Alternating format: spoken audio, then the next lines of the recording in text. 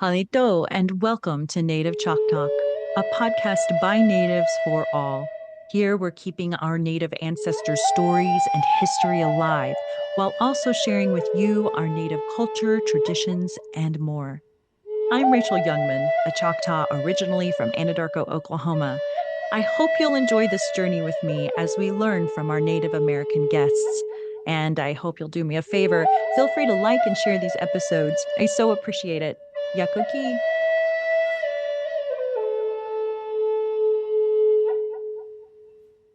Part of why I love to study meteorites so much is because they are these gifts from our Creator.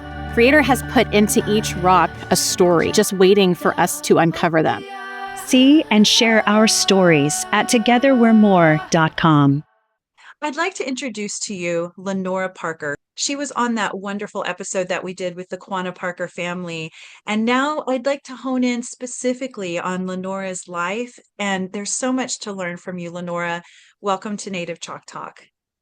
Thank you. You previously served as vice chairman and later as the interim chairwoman of the Comanche Nation. Had there ever been a woman in either of those roles before? Yes, there was one lady before me that served in those two positions, and her name was Susan Cawthron. Okay. But I would like to add two things to that comment.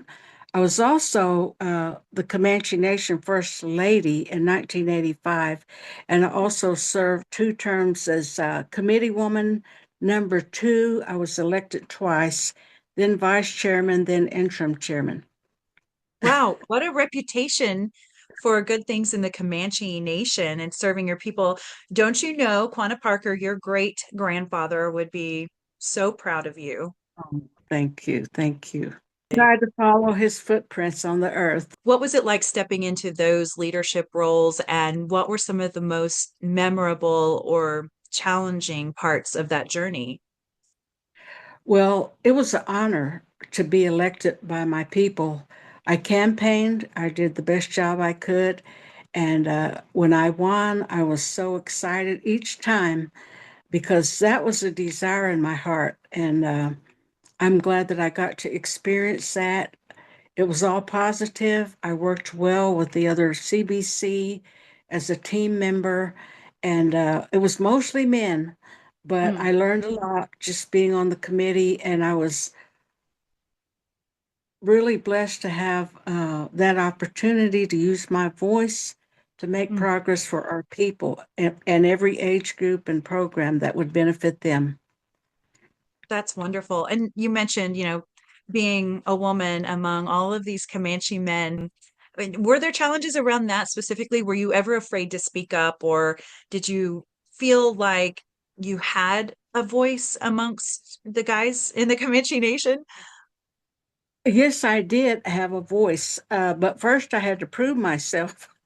I proved that I was diplomatic and I used civility and good social skills, and so I gained their trust. And after that, I was able to speak and ask questions and have my opinion as input in every aspect of whatever we were working on. So I felt like I was one of the guys. Yeah. Well, and the women that have come before each generation, I think we all owe them a lot of appreciation for breaking down those barriers and making it to where, like my daughter, for instance, can go into a room of men at work and feel that confidence, knowing that others have paved the way for her. So thank you for what you've done for future generations of women.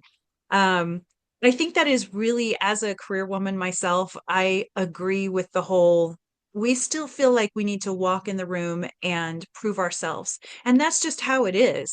And I Yeah. don't see anything wrong with that because it's been a man's world for so long. And I think we have an opportunity to all work together so well, men and women, and to learn from each other. And so thank you again for sharing about that. I'm sure it was not always easy. You're No, making it look easy, but yeah. Let's talk about your cultural roots and your early life. Where did you grow up and what was your upbringing like? well, my education was very diversified because my dad was in the military. So the first 3 years, I went to a public school and grade school, and then I went to school on two military bases, um, Schaffenburg, Germany, and Fort Lewis, Washington. I didn't know you lived And in Germany. yes, Really? yes, my dad, yes, I did, and I was almost fluent. We had German classes every day for 2.5 years. And I know I was on the verge of being fluent, but my dad got stationed back to America. So we came back, but I tried to keep what I could, but it was a great and wonderful experience. And we were treated so well by the German people. So later I went to, my dad got on relocation, when the government sent the native to the city. So we went to East Los Angeles, and I lived in the projects in Pico Gardens in East LA. Hmm. Then I lived in Compton. So I went to Compton High School. No So way.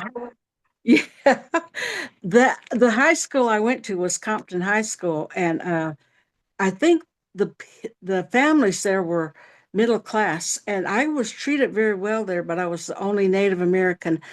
All in all, I was treated very well, and so it was a great experience. The young people there had ambition, motivation, and they had very good social skills. So I had a good experience there. That's great because I wasn't sure what to expect when you said that. What kind of diversity is there? And when you were in Germany, do you think people knew that you were Native American? Oh, absolutely. My dad took us to the Frankfurt Zoo, and he teased us because he said the people were more interested in us than the animals because they came up to us. They were very fascinated with our skin and hair, and No we asked him way. why. Yes, and they love Native Americans. And my dad said when they would come up to us, they looked at our hair, and they had seen blacks, they had seen white, but they never seen anyone in between. So Yes. when they came up to us, they touched our hair and they would say, Akti Liba. That means, oh my goodness. So all So day we experienced that. I did a Code Talkers series with, you might know him, Dr. William Meadows. Yes, I know him. Okay. I did a series with him one time, and he was telling me how the Germans were so enamored by the Native Americans and how during World War One, some of the Native Americans would do a war cry and it would scare the Germans so much they would rather fight non-natives than fight natives because they saw them as fierce warriors. And if the Germans, when you were over there in Germany, knew that you were a Quanah Parker descendant, they even more so would have been enamored with you all, I bet. Yes, I think my dad might have told him we knew people in the neighborhood that were Germans. My dad had Yeah, made friends with, so he was treated very well as we were. it's amazing. You may have been treated better there than you were in your own country. Oh yes, we were just you could tell they had respect for my dad and for us too, and we were welcomed everywhere we went very well. Huh. You still It speak was German? a little bit. I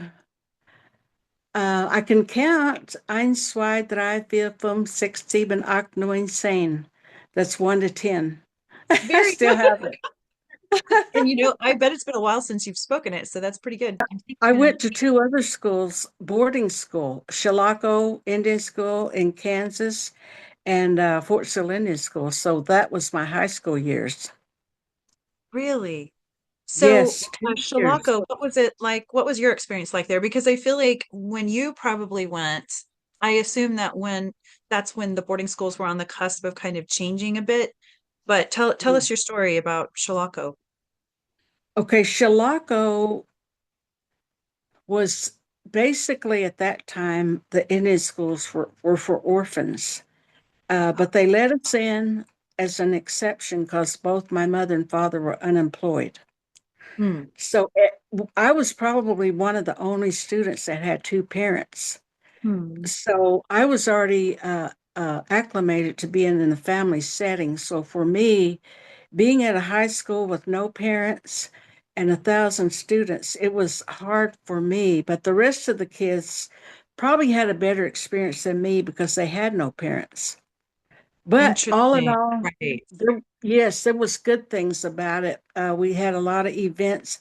We got to make all kind of friends, and but if you go to Indian school, you have to fight at least once. So Right. first Okay. semester, Do tell, Lenora. first semester, I got jumped in my own room by my own uh, roommates. And so No. I thought, yes, no one was around. No one checked on us. We're Oh at the my, end of the hall, so I had to really fight. But wow. that's a commonality in Indian school. You have to fight at least once to prove yourself. And when I won, they never bothered me after that. So you were scrappy. You fought back. I did. My dad was military. True. Did you tell your parents what had happened? No, I didn't because there was no phones. I didn't hear my parents' voice for a whole year. That's so No sad. telephone. Yeah. Where were your parents living at the time? They were on relocation in California, and economically they weren't doing very good. So that's why I had to go to Indian school because there was eight of us, and my dad was unemployed, and my mother didn't have very many skills. So she just couldn't earn enough money to feed all of us. So So that did was why all we. your siblings go to Shalako? No, the three of us, three older ones, went to Indian school. My oldest brother went to Haskell. And the social worker we talked to about our living situation, he separated me and my sister. She went to Fort Sill, and I went to Chilocco, and that was why it was hard for me. I didn't have anybody there.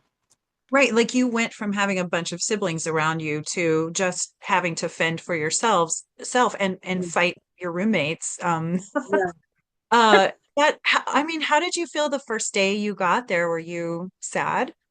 Oh, I was very sad. I cried on the way up there, and we had so much poor nutrition at home that my gums were really needing some attention, and I had blood in my mouth. And that was one thing that I was able to get back in order with my dental hygiene. And but I remember being sad. Yes, very sad. That's hard And for me. I'm sure it was hard for your parents too. yes, I cried on Thanksgiving the whole day. I couldn't go eat because I was used to being, with my little family tribe, and so it was very Yeah. lonely. No phone call, nothing. Oh And there my, was no support, no dorm person checked on me or even knew that I was in the uh, TV room crying all day. Nobody. oh my goodness. I Yeah, know that you are resilient and you're a woman of faith and all that, but nonetheless, that still is what a lot of people would consider to be trauma. absolutely. It made me realize not only was that hard being away from my family, and I also didn't have very many clothes. And being a teenager, it was hard on my self-esteem. I just Mhm. had, I think, two blouses, one skirt, one mini dress, and one pair of shoes. So I believe it did affect my self-esteem because it did take me quite a while later in my life when I started recovery to gain more self-esteem. It came along, but at that time I'd had none. I know you, and I would never have known you went through all that ever. You seem so Yes, strong. well, I chose to not let all my adversity hold me down. I wanted to have a happy life, a successful life. So I'll tell Yeah. you later when we get to that part about my recovery and how I was healed along the way. When you were at Shalako, how were the meals? What was daily life like there? Well, we had to line up to go to eat, and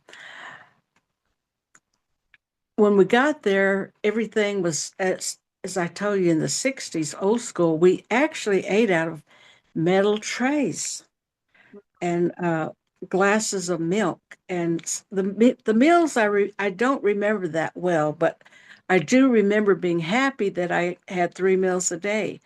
So I was able to get my dental hygiene back in order and gain a little weight. I was very thin and we didn't have regular meals at home. So, uh, Oh, and my second semester roommates were wonderful young ladies. And we were like a little family, but they were just like my sisters. And I might have been a little younger than them. They more or less like really watched over me and encouraged me. oh, And it was awesome. They got me a prom dress because I had none. that's so sweet. You know, that's Yeah, we talk about women empowerment, females helping each other out, you know. What ages were you in when you were at Shalako? I was in the 11th grade and I was there one whole year. Okay. So I mean, my gosh, so you were in 11th grade and you were thin and your gums were receding and you weren't getting enough nutrition. And do Yes. you remember prior to that when you were living in LA or in California, wherever you were, um, do you remember being hungry? Yes, I do. Remember one time, I think it was our lowest time period. My mother used to always have food for us, but at that time, my dad, having PTSD from World War II and being abused in Indian school, my dad's drinking at that time seemed to be real progressive. And he wasn't working, but my mother tried. And I distinctly remember one time, it was supposed to have been like a whole week. All we had to eat was corn tortillas. Oh That my, was all. and I'm sure it was so hard on your parents knowing that they couldn't make it work for y'all at that time. And obviously, I'm sure there's no judgment against them because they probably were doing the best that they could. Yes, I think that was our lowest income level when we lived in Compton. And my mother was a praying mother. And I don't know how long it was after we left, but they returned back to Oklahoma. My dad saw that it was not a good thing for us to continue to stay there. So we came back to Oklahoma. They came Okay. back. They came Yeah. back. So that's when they were in transit. You were still in Kansas. They came back to Oklahoma. And then it sounds like is that why you went to Fort Sill Indian School? Yes. They were able to they allowed me to transfer and be with my sister and my friends. Okay, good. So you finally got to be reunited. And how, Yes, yes, and there was all kind of uh Comanches, Kiowas, and Apaches, uh, and a lot of my friends and relatives were there. So it was like home. I was you were home. back with the Plains tribes, your people. Yes, I felt so good and happy, and I got a job, and I was able to buy some clothes and the food. I do remember Fort Sill food. It was very good. Okay, so to put this in perspective, your dad was Simmons. Simmons. Yeah. Simmons Parker. So he was Simmons Parker. His dad was Baldwin Parker Sr., right? Yes. And then Baldwin Parker Sr.'s dad was Quanah Parker, the last war chief of the Comanche. And Quanah and his tribe surrendered. They surrendered at to Fort Sill. So they were taken to Fort Sill, and then the Comanche, Kiowa, and Apache were all prisoners of war, and they were granted land in the Fort Sill area. Is there anything I'm saying incorrectly at this point? No, that's how it happened. Quanah was a peace chief, and he did not want us to be exterminated. So he talked to the tribe and explained things to them. And so after a while, they were all willing to surrender with him. Did you think about it at that time that when you came back and to Oklahoma and you went to Fort Sill Indian School, that Fort Sill was that area where Quanah had lived and he's buried there and all of those things. Did that cross your mind at all? Yes, because my dad was our history teacher, and he taught us about Quanah and the stories and where he was buried and Good. what he stood for. So I always had that. my history. My dad was really good at explaining our history to us. Yeah. So You're like, I I knew I come was from Quanah home. Parker. Yeah. Do you ever think about the fact that there was Quanah Parker? He had to surrender with the Comanche. Then you're over in LA, your family's having financial challenges at the moment. You end up going to Chilocco. You're having a really hard time. And then fast forward to a few years ago when you were in leadership for the Comanche tribe. Would you have ever thought in your, lowest times that you would succeed so well and make Quanah Parker proud if he were around? No, actually, I didn't think of it in my prior young life, but I believe some of the seeds my dad planted in me came into fruition because my dad told me that I was very spunky. You were. You took on some roommates, okay? Yes, he noticed that about me, and Yeah, I believe without words, my dad let me know he had confidence in me, and he even spoke it out one time, and I carry that in my heart. carried that. So it's interesting to me that, as parents, sometimes we worry that are we doing enough for our kids? And if you'll notice what you remember and what carried your confidence in life has been something that your dad said to you, which made you know he believed in you. And that superseded the fact that for a while there were financial challenges. So you weren't being given, fancy gifts and a new car when you turned 16 and all these things. What you carried with you was the confidence that he instilled in you despite all those challenges. And I think that speaks volumes. And I hope any parents listening today will remember that. Our kids will remember how they're treated and the confidence that we give them more than they will the things that we give them. Yes, it was something that I carried, and I remember very distinctly sitting by my father's bedside, and my nickname is Noni, and he's the one that nicknamed me because I was always running. So he called me Noni Pony and later just Noni. So You know, cute. you know how we're always earning our name as we go Yeah. along. And he said, Noni, I want you to go as far as you can. And I told him at that time I was planning to go to USAO. And he said, good. That was the university in Chickasha. And Yep. he was really pleased with that. And he said, I want you to go as far as you can. And, when Comanches are in a situation like that, they let you uh, make your own conclusion.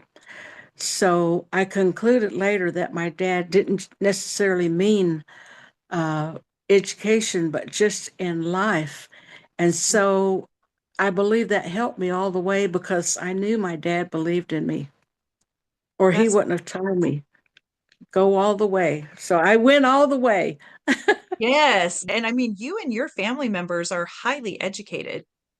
Yes. My So oldest son, Nakona, has a master's in education, and that's he's a fantastic. master artist. Yes.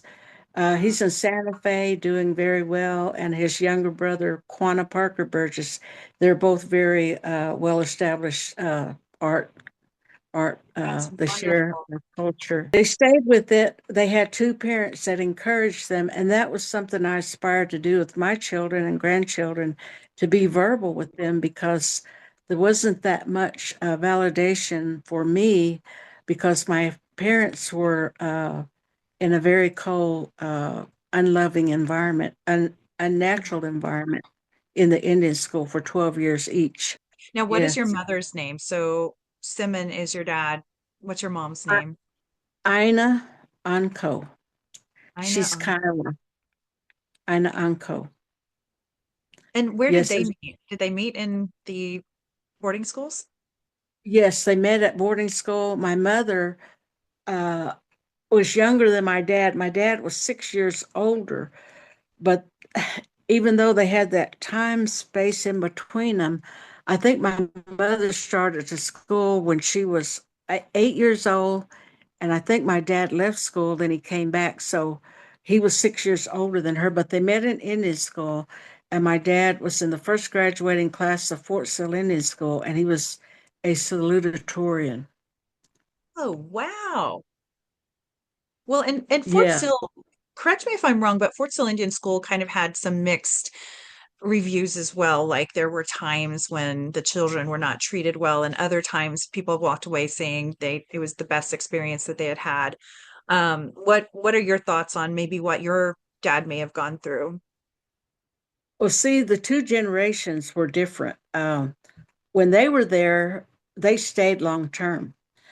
And there was no love, no validation, no support.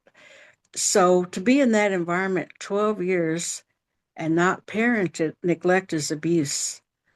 And I True. had started out my career as a social worker. So Mm. as time went by, I noticed that my mother and dad had been very severely affected.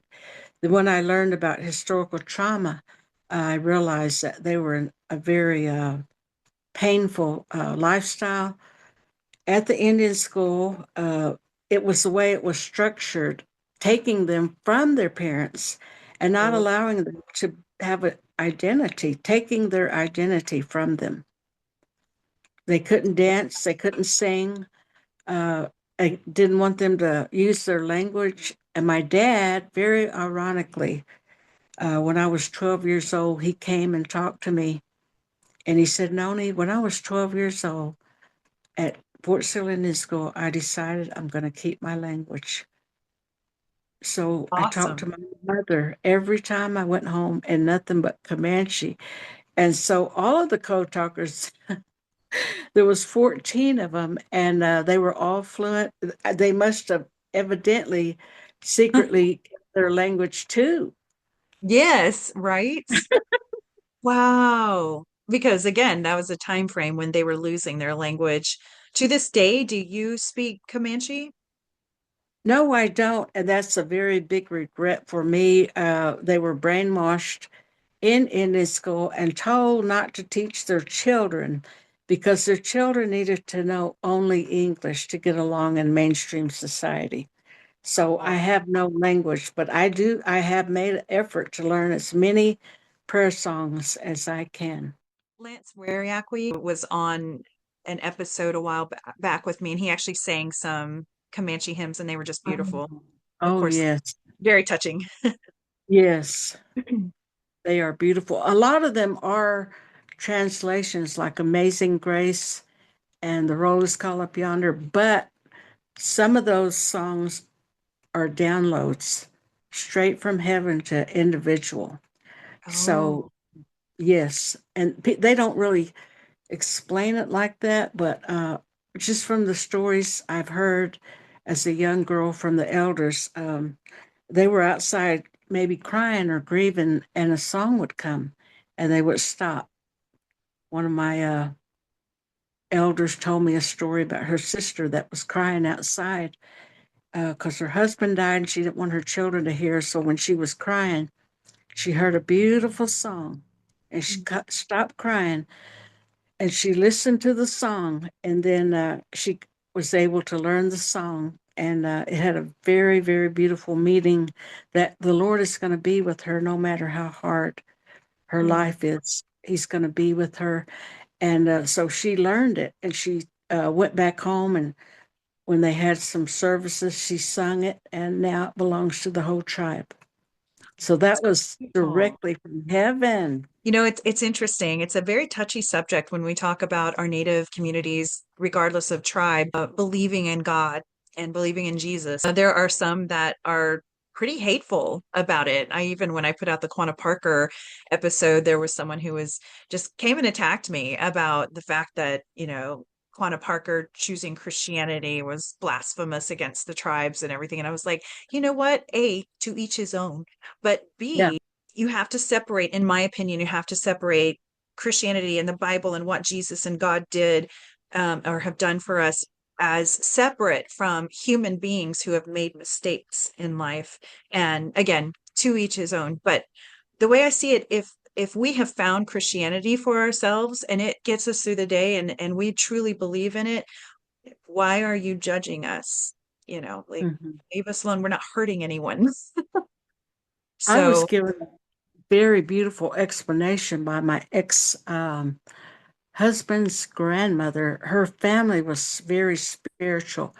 mhm. And I asked her, I think I was 20, I asked her if Jesus knew us. And she said, absolutely. She said, he inspired his ways to us through his spirit to our spirit because we have a spirit. And then she was using a lot of her hand movements. And she said, how do you think we knew where the water was? And she hit her hand. How do you think we knew how to make a teepee?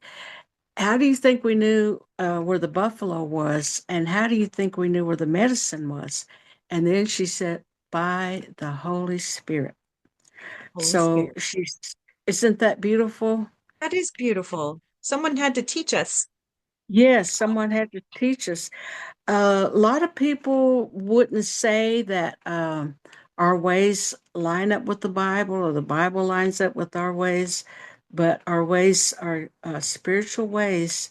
And in a lot of Comanche groups, we do believe that Ta'apa inspired us how to live a spiritual life. Well, and Yeah. in that episode we had with you and your cousins, Quanah Parker was truly a Comanche in both worlds. He believed in Jesus, he believed in him dying on the cross, but he also believed in Indian church, and he felt that Native Americans should be able to choose what's right for them. And I thought that Yeah. was a very interesting way of seeing it. I know many natives, many Choctaws, for instance, who do sweats and they do Indian church, but they also go to church on Sunday. So I think it's Yes. not for us to judge, honestly, personal opinion. Yes. Yeah. Yeah. I understand sweats, they're very spiritual. They cleanse you spiritually and physically. I've And been in physically. sweats. It's a good, Mhm. positive experience for me. Stay tuned for part 2 of this series. Thanks for listening to Native Chalk Talk. Be sure to join our community on YouTube, Facebook, Instagram, and Twitter, and check us out at nativechalktalk.com. Stay tuned for the next episode. You're going to love it. Yakoki. Thank you, my friends.